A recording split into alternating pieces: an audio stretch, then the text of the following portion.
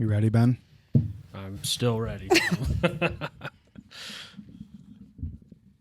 Here we are, Real Recovery Talk. I am your host, Tom Conrad. In today's episode, we've got Benjamin B. What's happening, everyone? That was a much better volume. You didn't blow my eardrums out. I love your approval. Thank you.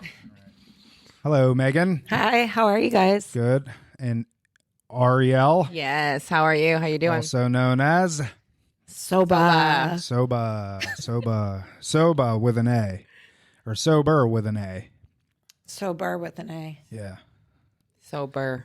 All right. Hey, listen, first things first. Thank you for tuning in on the podcast app, whichever one it is that you choose. Apple Podcasts, Spotify, Stitcher, SoundCloud, Google Play Music. I think we're on just about all of them. And thank you for tuning in on YouTube. Yes, Ben and I are YouTubers. And if you have any comments, questions, or concerns, you could always reach out to us. Tom at realrecoverytalk.com and Ben at realrecoverytalk.com. And ultimately, we want to help you turn your mess into your message. Right, Ben? Yes, we do. You know what's interesting, Tom? What? You know how we were talking about last episode, like the possibility that people have listened to all the episodes? I had like multiple people reach out, say they've listened to every single one. That's pretty cool. Confirmed. Wow. Wow. That's amazing. You guys will be episode 287? 6? Wow. 5? And I told Tammy we'd give her a shout out. Tammy. The Tamster. Hey, Tammy. Hey, Tammy. How are you? I don't know you, but hey. Hey, Tammy. No, Tammy is an avid listener, and she's always one to point out when there's mistakes made. Oh, yeah, that is true. Or when there was a couple weeks that an episode didn't go out on a Wednesday, and Tammy would be like, why didn't you put an episode out on Wednesday? And I'm like, all right, and, we get busy, life happens, whatever. Yeah. But it's good accountability. The last episode that we put out, it like for whatever reason, the last like 2 minutes didn't upload. And then Ben texted me and said, hey, Tammy just told me that the podcast cut short. So I had to go in and re-upload it. So here's your shout out, Tammy. Keep holding us accountable. Right, Yes, Ben? thank you. All right. So as you can see here, we have Megan and Ariel. Listen, I'm a Disney. I have 3 kids and we go to Disney a lot. So it's like, we want to, it's instinct to say Ariel. Yes. Little Mermaid. Yeah. Yes. I was actually born 6 months after the movie. No, before the movie came out. Really? Yes. You actually kind of look like the new Little Mermaid. Really? Yes. Yes. I haven't seen it yet. Right? Yeah. Yeah. So these 2 ladies that we have on the show today, they operate a sober living in Delray Beach called Roseway Recovery, which I had the opportunity to check out yesterday. I will say this, beautiful properties. And even more important than that, like touring them, some of the ladies were home because they're females only. Yeah. The energy in there was fire. Like, Thank you. Thank you. That means a lot. That's awesome. and it smelled really good Yes. too. Like we Yes, talked about that for like 10 minutes. But I digress. Why don't we'll get to all that because I'd like to personally on this episode get into the ins and outs of sober living. Okay. And, what you all have as far as experience there, get to talk about that from your perspective. But can you do us a favor and maybe give us a little background, elevator version about, how in the world do you end up in this field and operating a sober living? Let's call it what it is. It takes a crazy person to do it. So Yep. Yep. Sure does. Well, before you get started there, I don't think she looks like the new Little Mermaid. It's No. not really though.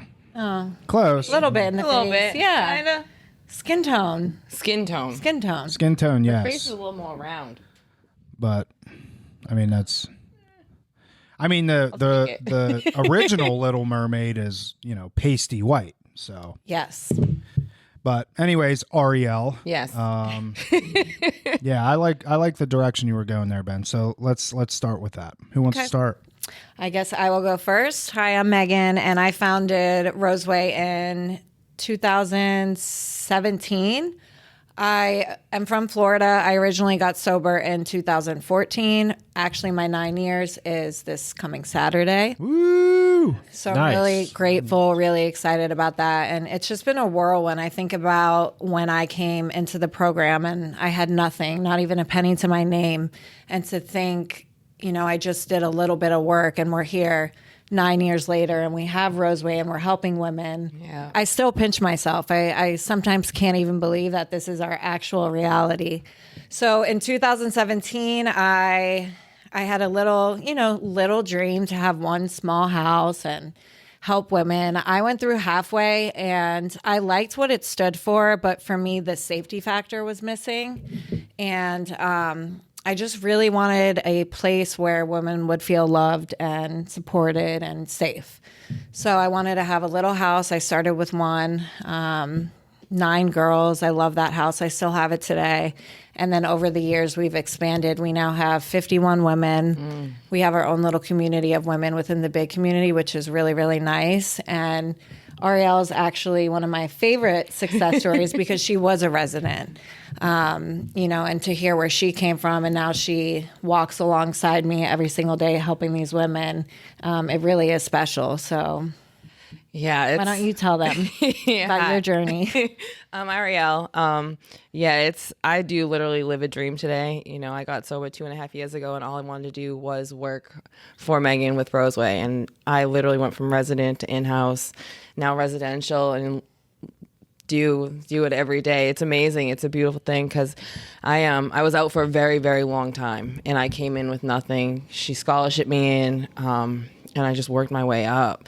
I've only been sober 2 times. This is the second time, and it was a long, long road. I didn't go to treatment. One halfway house and then straight to Megan's at 3 months, and then managing by 6. So it was a very, very rough road. The first 2 years were very, very difficult, and I still struggle today. But she's taught me so much, and being able to help all these women every day, I truly have found my purpose. It's really cool. It really is. It's beautiful. I literally live. I just had my birthday, and I say all the time, I'm living my birthday every day. Mm-hmm. I found my purpose that I get to live every day, and it doesn't feel like work. Does it get heavy? Sure. But from where I was and where I'm at now, and if you haven't couldn't tell, I'm from Boston. And That was going to be my next question. Yeah, I'm from Boston. But I've seen Megan throughout the years, I've been back and forth. So I always knew who she was and knew of her. And God brought us together. I don't know how. God brought us together. Before I even moved in, she said, "You're going to manage one of my houses someday." Really? Yeah. She's like, "I can feel that. God is telling me that." And then next thing you know, I was in a different kind of halfway, and then went where all the love is, and being able to do what I get to do every day. It's a dream. It literally is a dream. So Out of curiosity, what was Yeah. your drug of choice? Heroin, crack, coke, you name Everything. it. Everything. The fentanyl was what scared me back to get sober. And that was all in Massachusetts? Mass, and then Memphis is where I spent most of my time. Memphis, and then I ran out in Florida for 6 years between Memphis and Pompano, West Palm. So I got sober here, but I ran between West Palm and Pompano. Oh, interesting. Yeah, so you can stay sober anywhere. You really can. I mean, I'm from here. I didn't have the luxury of going out of state for treatment. I was 29 when I got sober. I went to a state-run facility. And, I'm from here. So I've grew up here, I used here, and I got sober here. And I'll literally drive past and through the spots where I was stuck for a very long time and not even think about a drink or a drug. Yeah. So that's really cool. And I know there's so many people from all over that need a community like we have down here and need a safe space to go and be around like-minded individuals, whether it's men or women. I didn't know that Delray is the recovery capital. So here I'm suffering in this darkness for so long, right around the corner. And then a mile over, people are healing and sober. And I didn't know about it. I didn't know we had this. Yeah.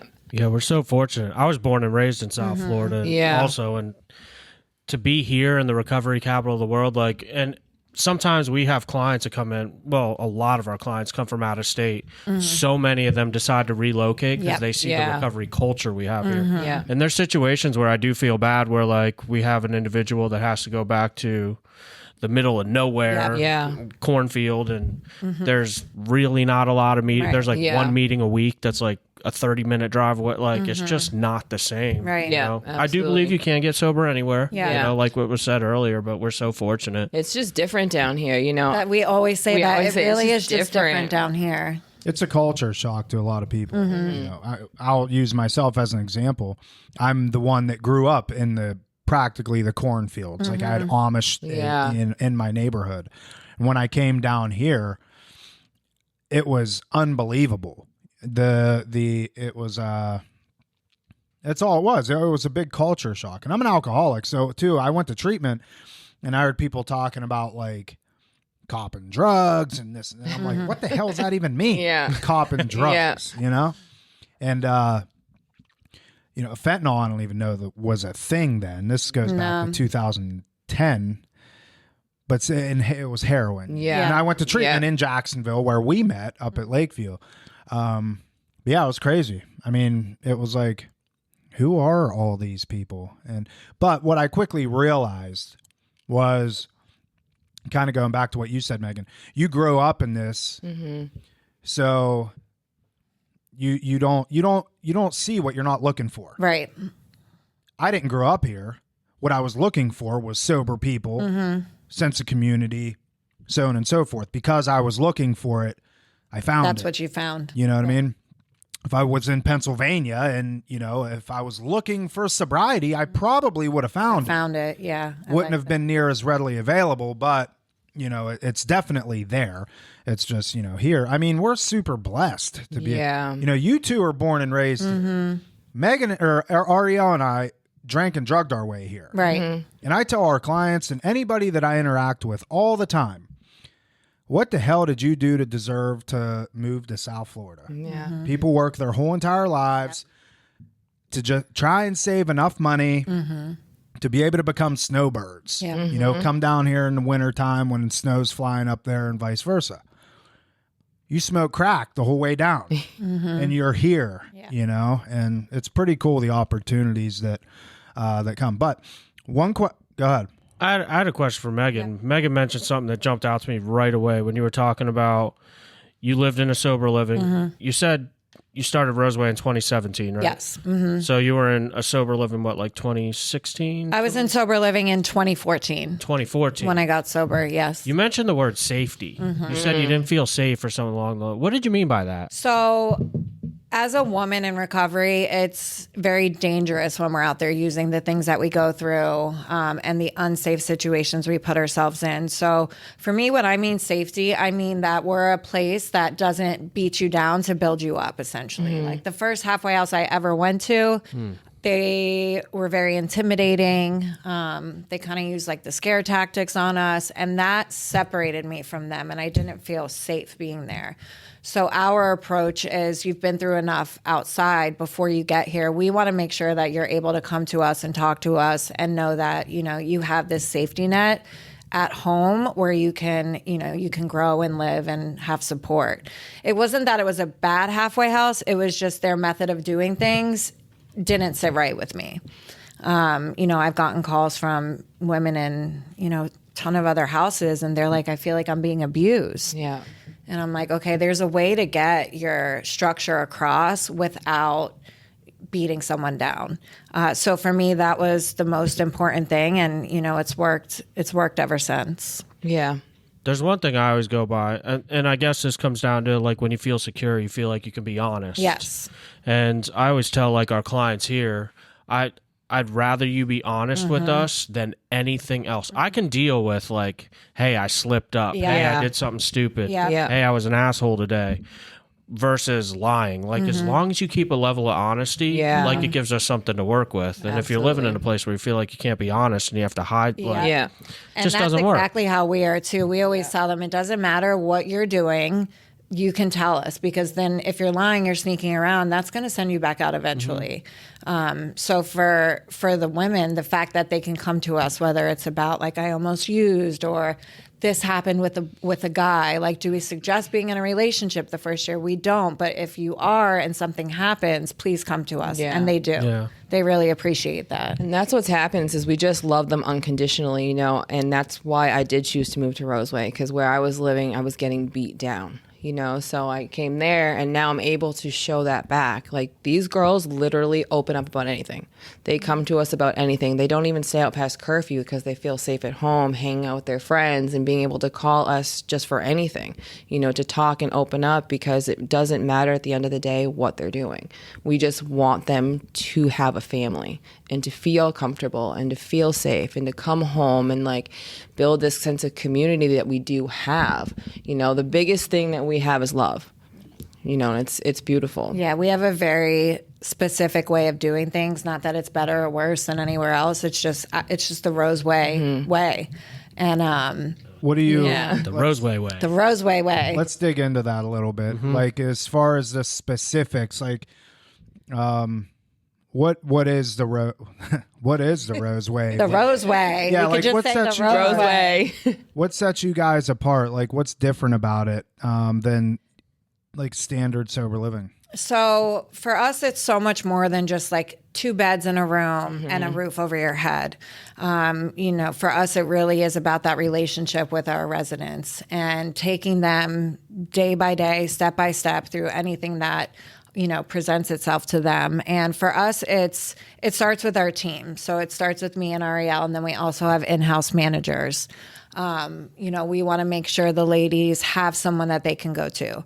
And, you know, we have the 3 phases. There's no, like, you have to leave at 6 months. Like, if you need to stay longer, that's okay too. And, you know, we'll literally walk them through everything. Through everything. We are very hands-on. I always say this kind of like a joke. I'm Italian and we're used to Sunday family dinners. And I haven't had a Sunday at home in about 6 years because they're my priority. You know, and we just go above and beyond to make sure, you know, they know that they're special. So you have like all 51 people together on every Sunday? So we have the last Sunday of the month, we do anniversary night, and we have all 51 of the clients together. We also will bring in an outside speaker. We'll have pizza, Chinese food, you know, just one big celebration, because we do have a lot of residents who reach that 1 year of sobriety. So we do that the last Sunday of the month, and then the other Sundays we do a more intimate in-house meeting. So like each house individually on Correct. its own? Yeah. Correct. I want to touch on that, and this is just my initially, like, I always pick up on energy. I was talking about energy earlier when I walked into the house, and the 2 of you give off good energy. And you know, the old cliche when you walk into the rooms, like, find somebody you want what they have. Yeah. Like, I mean, for what it's worth, like, recovery has to look cool. Yeah. Especially to young people, you know, like, and you all are just very approachable, in my opinion. Like, Thank you. someone I'd want to hang out with versus like some old crabby people You know what running it a sober is? living. We just, like, I remember it. Been through like, enough. I've been through so much Yeah. that I just get it. I get it. Like, I'm so grateful for every little thing that I want to stay approachable. I don't want any woman to feel like they can't come up to me and talk. So, from my perspective, and I think Tom's on the same page with this, but you know, as a male in recovery, I'll just call it what it is. A lot more men get help for, at least like census wise. Like what we generally speaking, like our census is probably 75% men on average. Right now we got a ton of women for, I don't know what, we're like on a waiting list for women at the moment, but that's not the norm at Rock. Yeah. But I do feel kind of bad sometimes because, like, when we have men come into our program and they're like, hey, I'm looking for a sponsor. Do you know a sponsorship family or someone you could recommend? Like, I'm pointing them to people left and right.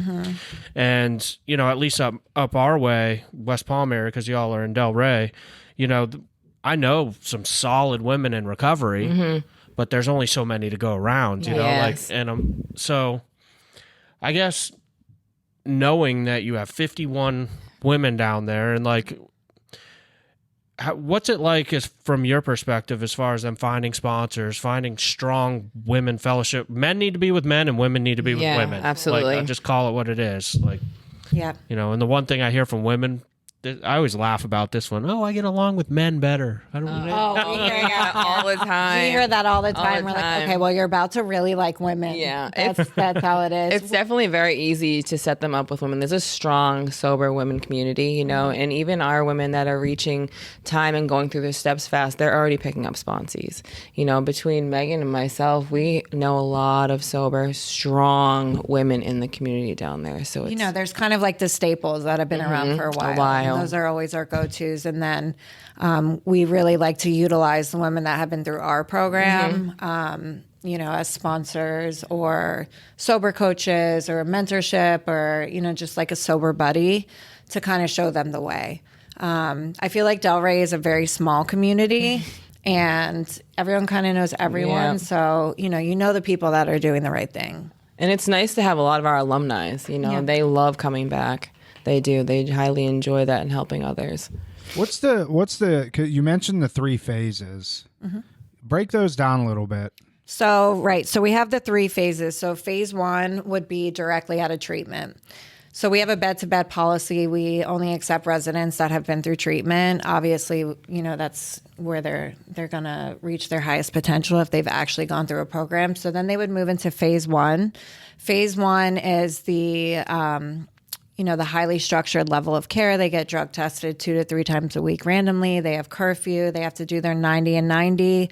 And they can mix that up between like IOP groups, church, 12-step fellowships, as long as they're doing something for their recovery, you know, every day. In order to go to phase 2, they have to have completed their steps in whichever fellowship they've been through. They have to be working full time and have had no like behavioral issues. Phase 3 is kind of like the last phase before they move out on their own. So most people in phase 3 have a year or more. It's essentially like 3/4, but they still get the support. They still get the drug testing and they still attend our meetings. And what I noticed when I first started out is I have a 6-month commitment, which everyone's case by case. So, you know, we have some people that can't stay that long, but essentially we have a 6-month commitment. So women were moving out. They're like, I finished my 6 months, I'm going to go get the apartment, and then they would relapse. And I saw this happen for about a year, and you know, I just felt that, you know, as a community, we need to do something, you know, to help them stay longer. So that's kind of why I created the phase program, and it's been really helpful. They've been really successful. The phase. So what comes with each phase in terms of, is it like different?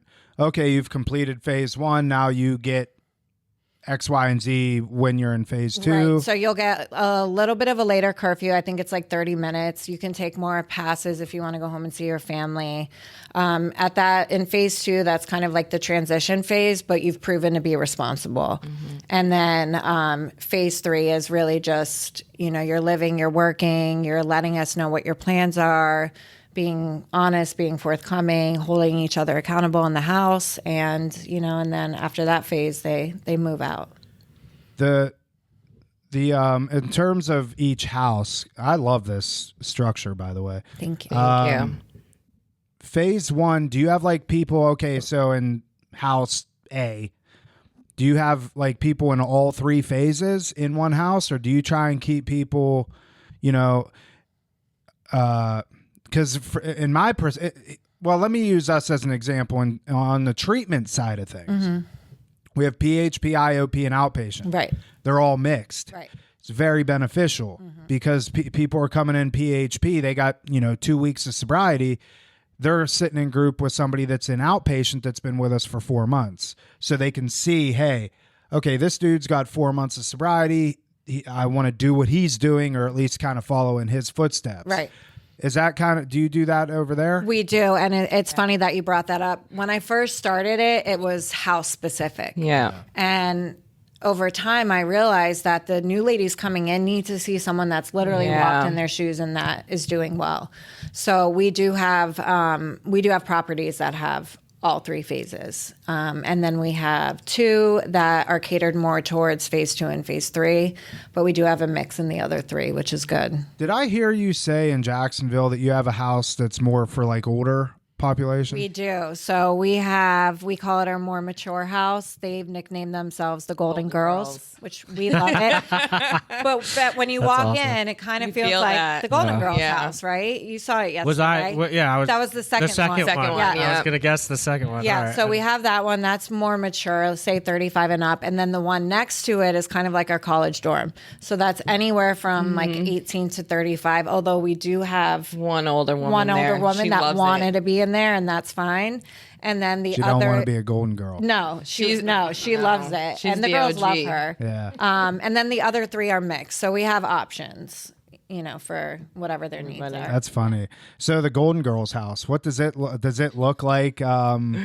Like The grandma's? big couch. They have the big couch. They're always cooking. Yeah. The big dining room table. They're Everyone's home always by home. 8, They're yeah. home by 8. Looks like there was crafts going. Yeah. on. Yeah, they do. Yeah. You know how arts some and of our crafts. older ladies Knitting? they knit and Yes. do the bracelets and That's stuff. another thing feel like too. that was going on. We really encourage them to be ourselves, Yeah. and we allow them to completely transform their rooms, paint their walls, Oh, no kidding. do anything to make it feel like it's their own, because they do spend a lot of time there. So we have a chalkboard wall. We have other ladies that have hand painted on their walls, and we just encourage them to really Because they're staying make there it their for place. long. Yeah. So what's the longest? So if you look at all of your residents Mm-hmm. right now, who's been there the longest? Catherine. Yeah. Catherine has actually been there, I want to say, for 4 years on and off, Wow. but she just got her year a few months ago. Okay. So we really give people chances. If somebody has a slip up in our house, we'll say, okay, this is our recommendations. Will you go to detox stabilization, back to PHP? If they're willing, we'll always take them back. I think the longest a resident stayed fully sober and lived in the house was 3 years. That's amazing. And what sort of transformation do you see in that 3 years? Oh my gosh. With It's this particular person. With this, this is the one that would leave the barbecue with all 50 clients, go to Global Mart and come back drunk, and push people in the pool and think it was hilarious. Hang on a second. This is how she was, right? Yeah. So, but I just had the biggest soft spot for her, and for me, there's got to be someone that doesn't give up on you. So to see her transformation over the last year is just mind blowing. Like, she is the true alcoholic, and she's someone that never gave up, and now she's sponsoring. She's probably started has like 14 months now. She just started managing. Yeah, we're having her as a house leader now. And even she was like, wow, from relapse to managing, like that should be a story in the big book. Yeah. So it's really cool. It's really So she was like a bully in a way? No, not at No, all. not She's at the all. sweetest lady, but when she was drinking, she would just get like Oh, funny and total aggressive. Yeah. Jekyll and Hyde. Yeah. To a T. Yeah. So, I mean, I've chased her down the street. She jumped out of my car. Like, this is, and now she's managing one of the houses. So it's pretty incredible. That's cool. So when somebody comes in and they do relapse, like, I mean, for us, we're treatment, so we have to abide by certain rules, regulations. But you're sober living. I mean, and there's rules and regulations. Yeah. You're not licensed through Department of Children and Families, but there still is, guidelines. Yes. What happens then if somebody has a slip up or whatever? You just recommend them into a treatment facility, or Yeah. So if someone has a slip up, all our clients that come to us come from different treatment centers, people like you guys around the area. So we'll always ask you, let you know what happened. This is the situation. What would you like to do? We discuss it as a team, whether it be detox, stabilization, whatever it is that we decide, medical clearance. It just has to be something, because we have a zero tolerance policy. So as long as they abide by that, they'll be good to come back. yeah, that's one of the toughest things too, because it's like, especially somebody that is addicted to fentanyl, and we know how socially acceptable alcohol is. Delray Beach is Delray Beach. I mean, it's a nice area. Yeah. Atlantic Ave. There's a lot of like, are you guys close to that? Well, yeah, we're walking distance. Walking distance. We're the recovery capital of the world, but you want to talk about exposure Oh, yeah. to party scene? this is it. It's both. Yeah. It's both. Yeah, It's it's very both. much, very much. I mean, people come down here for spring break. You know, call it what it is. and you Yeah. got somebody that's, they're 6 months clean off of fentanyl, and they go out to the bar, and for whatever reason, who knows, they have some flipping mimosa or something stupid, I love that. it's That like- was your go-to drink. mimosa. The mimosa. Mine was Budweiser and freaking Jack Daniels. Yes. I've never had a mimosa. As a matter of fact, I remember when I was doing CrossFit long time ago. I equate it to pounds. About 40, 50 pounds ago, I was doing CrossFit. And after the Saturday morning workout, everybody would go to Hullabaloo on Clematis, and they would all get mimosas, endless mimosas. What is that? Is that champagne and orange juice? Yeah. Yes. I think they call Yes. it like bottomless Bottomless yeah. mimosas. Yeah. Like, what is this garbage? Yeah. My stomach would get sour, I think. I will say that, like you touched on, people with 6 months of sobriety, they are open to more triggers and more chances to relapse, Yeah. especially in Delray. The nice thing about our women at the house is that when they get there, they start talking to us. They'll open up if they're having thoughts of relapse. And God forbid it does happen. Most of the women are willing to take the suggestions. Most of them will hear us out, and they'll end up, it might take some work sometimes when we're talking to them, but they'll go, but the nice thing is we can help them before they get to the relapse. And I will say that, given the location and the ages and all of that, I can count on one hand the amount of relapses we have in a year. Yeah. Really? Very, very few. Very few. Why? Very few. Yeah, Why we're do you the same think? way. I think it's environment. When we get sober, they say it's people, places, and things. And if you're put into an environment where being sober is cool and it's fun and you're with people your age, it makes it easy for you to want to stay sober as well. I think there's only been, and this is since I've been residential, it's like a year and a half, 2 fentanyl in a year and a half. And none, like everything one else. wasn't even on One property. wasn't even on property. Yep. You've had 2 relapses in a year and a half? Wow. That's pretty impressive. It comes down to culture. Yeah. It really does. It really is a way of life, and I wouldn't trade it for anything. And I think because it starts with us, and thank God for the women that came before us, but it really is a way of life, and it makes it attractive Yeah. to other women. Like I said, we haven't known you all long, but like at the end of the day, you could tell by a few things that you've said already that you know what you're doing. Like just going back to the whole thing where you mix the ladies with the different amounts of time. Like if anyone has any experience in this field, they would know to do that. Yeah. 'Cause it breaks my heart when you got like a treatment center that their model Separates them. literally separates them, Right. and then they wonder why they have so much trouble Yeah. in their different levels of care, especially the higher levels of care. Right. Yeah. Like you're putting everyone in that's the got same. a couple weeks Yeah. sober. Like if you surround yourself with people that have 30 days or less, you're going to act like someone who has 30 Yeah. days or less. Yeah. Absolutely. And so there's that part. Let me ask you this too. I love the lower levels of care because that's where the rubber meets the road. Let's call it what it is. Not that it's easy, but sitting in a detox, residential, PHP, like you're structured. Yeah. IOP and sober living, you start getting into real life. Yes. Yeah. And real life, I mean, life hits you. You start Yeah. looking for work, you get a manager that's a jerk, whatever the case may be. Are there any patterns or things in particular that you've seen, people that are kind of going in the wrong direction? Is there anything that you've seen that jumps out? I would say that it would be more of a mental health issue. Like if they can't get a job or they can't keep a job or they're just not progressing the way that we would like them to, then to us it's usually something else is coming up. Yeah. They've learned how to put the drugs and the alcohol down, but now, okay, like what are we doing with our mental health, or do we have any other disorders that we need to address? The structure and the way we make it is very simple. You get a job, like old school, get a job, go to your meetings, go to your groups, have some fun. But the ones that fall off, it's either that or they're just not ready. and they'll complete the program.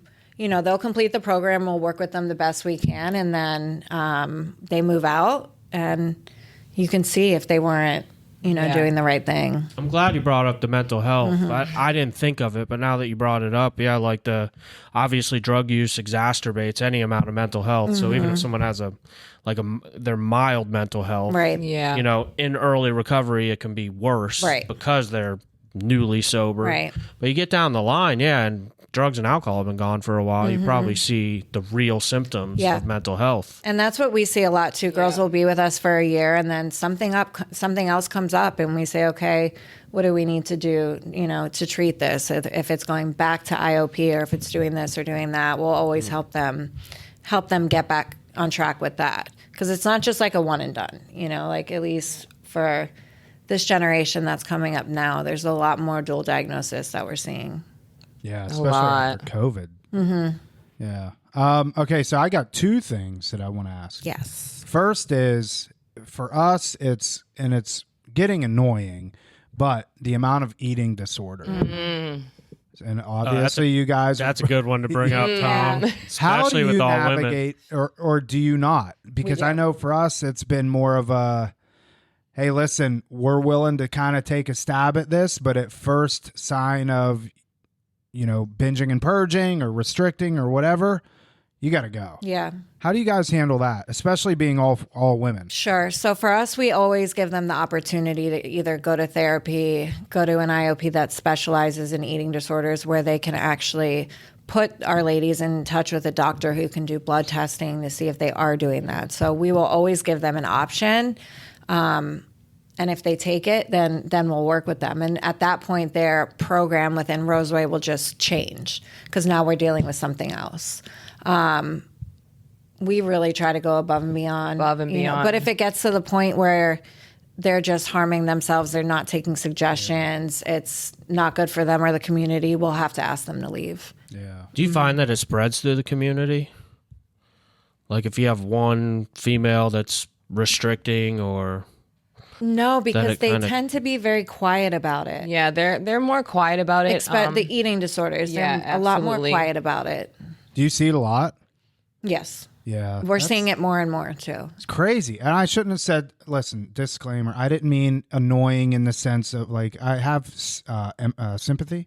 Yeah. Is that the right word? Yeah. It's not annoying. It's annoying that we can't help. Right. I suppose is the best way to put it. And not just eating disorders, self-harm. Yeah. That's a big one. Fortunately, we haven't had too many cases with that. We have had a couple, and it's nice being there. Just I'm dual diagnosis, so it's a lot more relatable for me. So I'm able to help them a little bit more, especially if it comes to the food and being like the fitness trainer and stuff and understanding food more.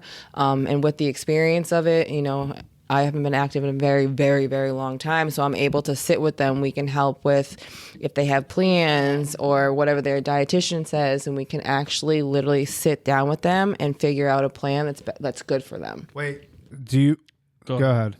You go ahead. Do you mind digging into that a little bit? The dual diagnosis part? For me? Yeah. Oh, yeah.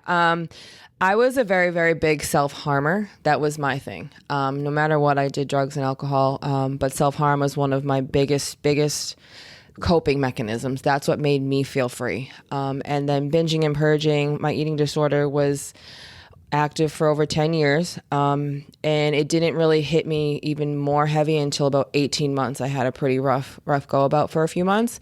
And 18 months of sobriety? Yeah.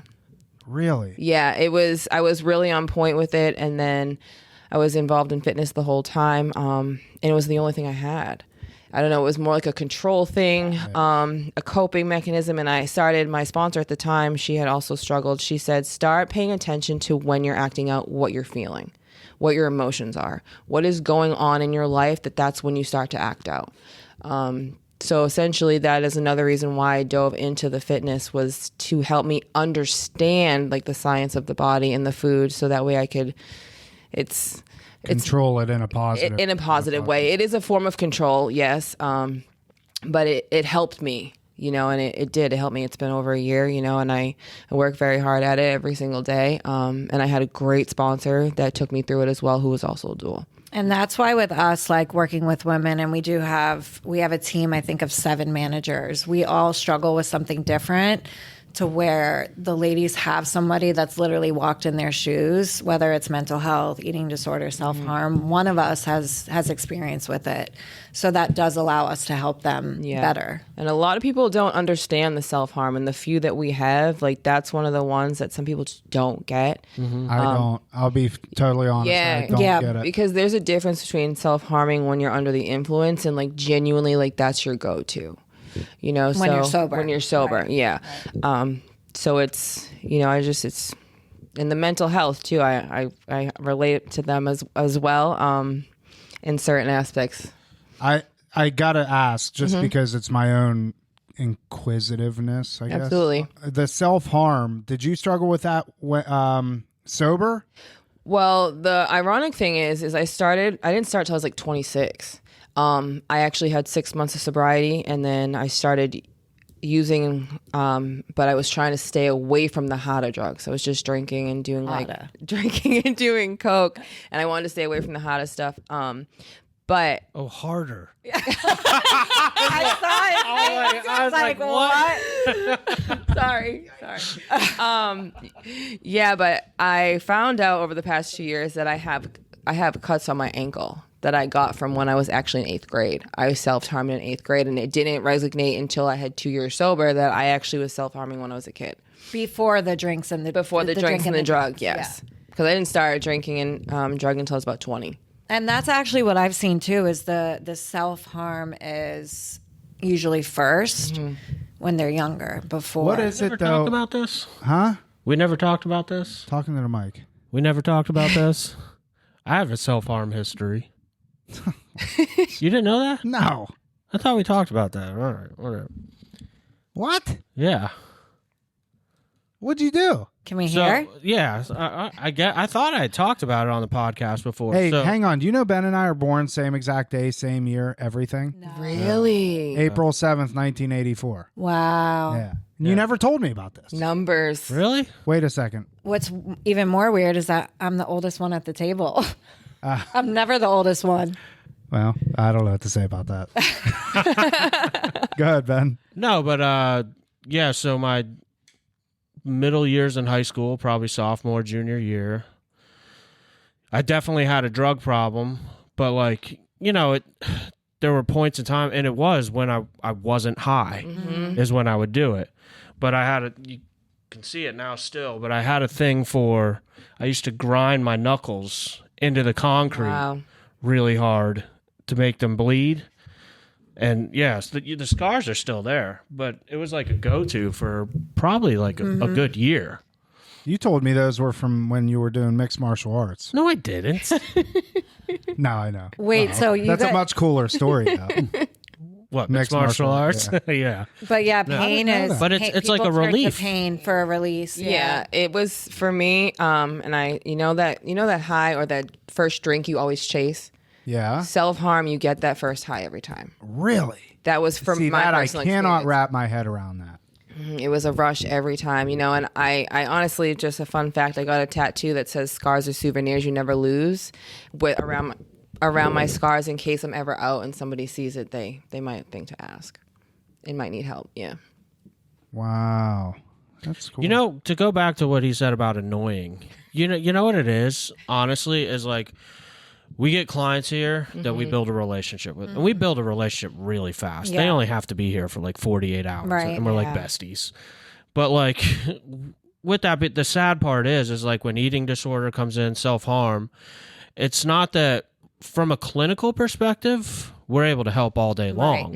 Operationally, we don't have, like with eating disorder facilities, with self-harm facilities, like primary mental health, like you can literally have an individual with you all day. Yes. To, like eating disorder, someone with you all day to monitor that you eat all your meals. We're just not staffed for that here. Yeah. So it really sucks when we sit down with someone who's like, I don't want to leave. I love your program. You gave me the best therapist I've ever had. And it's more the operational side. We're just not equipped to sit down with you for every meal. Make sure you don't purge after your meal.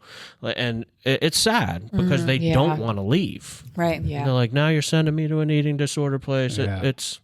It's heartbreaking. It is tough. We just had one who had to go back, and that was also the biggest thing is she didn't have the what's the word? The consistency. To do it on her own. Yeah. She needed that group time to go eat with other people. That's how they have it scheduled out in eating disorder treatment, where they're all eating together. The discipline. She didn't have the discipline yes. to do it on her own. So she did end up going back. So for us, it's case by case. Yeah. You know, if we can take it on and work with them, we'll try it.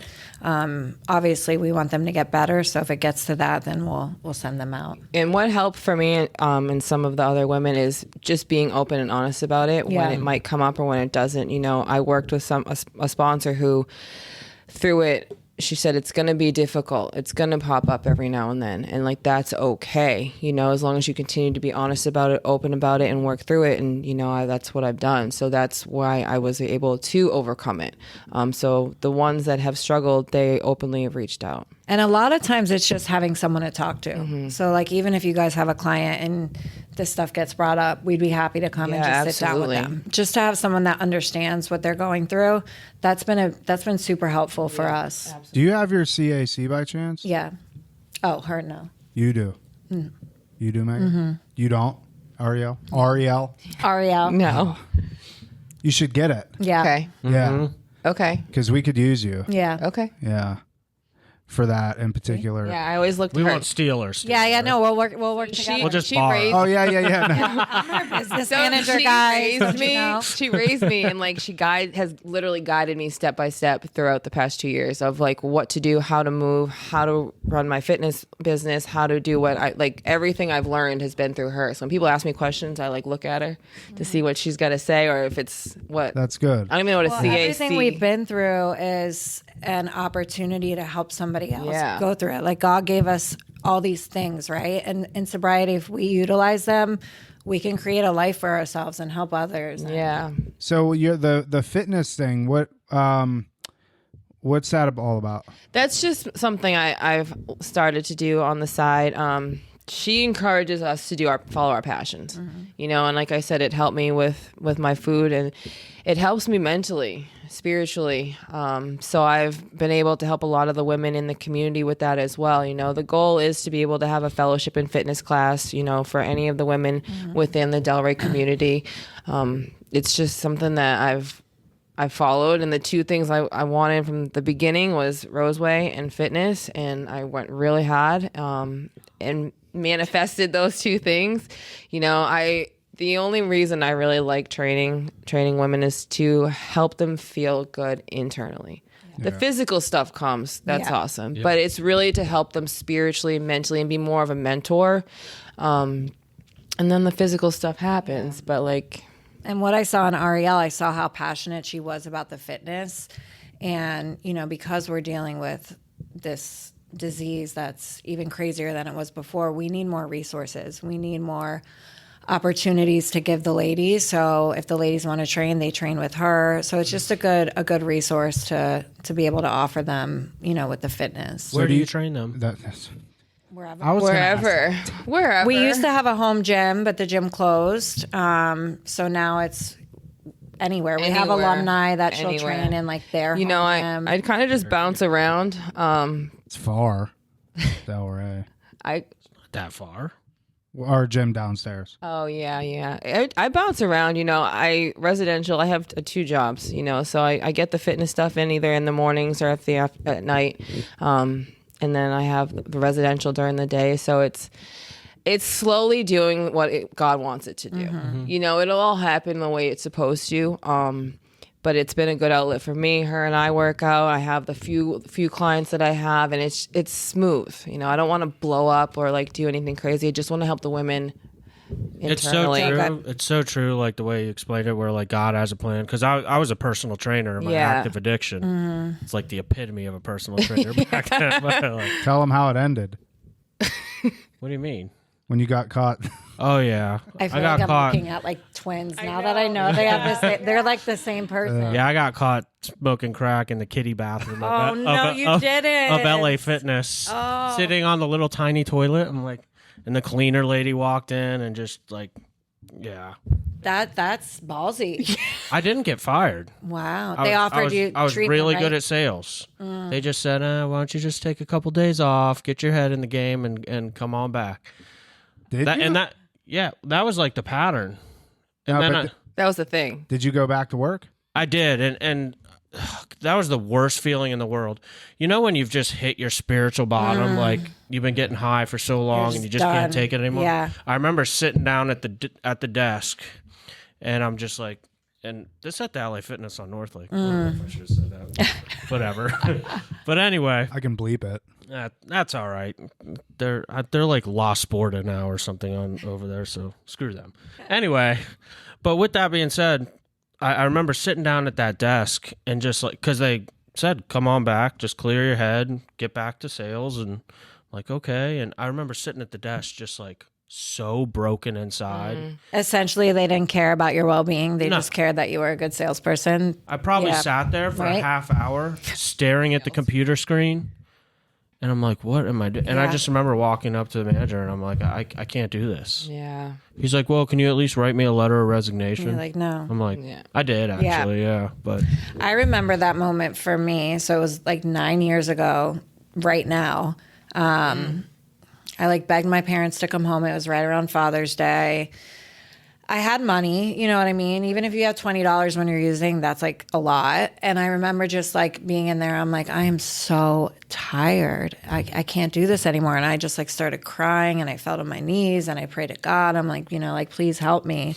And then the dope sickness kicked in and I got evil like we all do. And, you know, that's when my dad had to call the cops and got me arrested. And that's how I got sober. But that feeling when you just want to stop, that's, Those spiritual bottoms are the worst. you know, the sad part is that Worst. wasn't the last one for me. Either. yeah, It took I believe it. years and years more of that. You Yeah. kind of said something, I forget who said it at the beginning, but it was kind of along the lines of, I just kept showing up, and the only thing I did right for a long time is I just didn't die. Like, I just never gave up wanting to be sober. Right. I was completely unable to do so for whatever reason. Yeah. Anytime I got the opportunity to go to treatment, I was a straight A's in treatment kind of guy, like therapist, pet, everything. But I was the first guy to get high every single time. But each time it's different because once you have AA in your head, you can never use the same. I remember that happened to me. I originally went to treatment in 2012 and I did like the 90 days, pick up my chip, relapse with the boyfriend type of deal. And I remember every night at 7:00 thinking about my home group and all the people that were in there happy and I'm here doing my thing, miserable. So it's never the same, but each bottom or each spiritual bottom, like every time it does something for you to where, you know, eventually you'll listen. I had that what's it, mouthful, belly full of AA? Belly full of AA, mouth full of No, head full of AA and belly full of Booze. Booze, Whatever. yeah. for 6 Yes. years. I went to treatment in 2014. Yeah, she used to bop around Del Rey. I'm like, this girl. I went to treatment in 2014, 15, and then by the grace of God, I had people like, you know, I saw Megan, and then I have another friend who has a lot of time that I'd call her once a month. We'd talk about God, and then I'd be on my way. And then something happened, and I moved into halfway a day away from a drink or a drug. Yeah. You know, and it was rough. I don't know what happened. I don't know. Thank God. I thank God every day because I was just done. Like done. You know, that was it. I was tired. That's the key word, Yeah. you know. I had one last relapse. I reached out to her and I was done. She did. I was done. That's cool that you can say that because honestly, me getting sober this time, like people ask me what changed, and I'm honestly like, I don't know. You don't know. Yeah. I It's don't just something. know. I don't know how to explain it to this day. Like the last day I used was the last day that I Yeah. used, and I think you just have to get to that point, and you have some time when you're done. You're done. Yeah.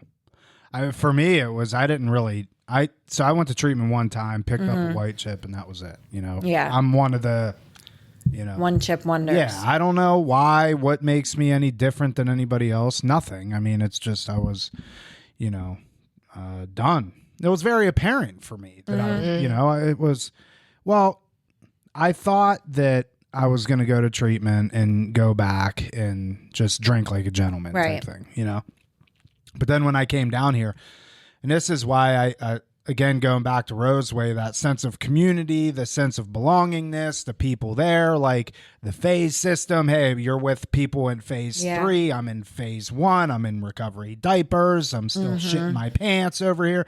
But I got people in front of me that have done it. And that's, I think, for me, one of the biggest things that helped me was I was with people that have been through this. If I surrounded myself with people that an opportunity was there, I could have surrounded myself with a bunch of jackasses that were on this perpetual relapse cycle. But I didn't because, you know, I saw, hey, this guy, he's going to the beach and hanging out with a bunch of chicks but he was sober. Right. And he was doing the thing. And I'm like, I want to go hang out at the beach and be sober and have fun. And do it. And then I got my sponsor. And I got my sponsor because he was a cool guy. He looked good. He presented well. He had a car. He had a career.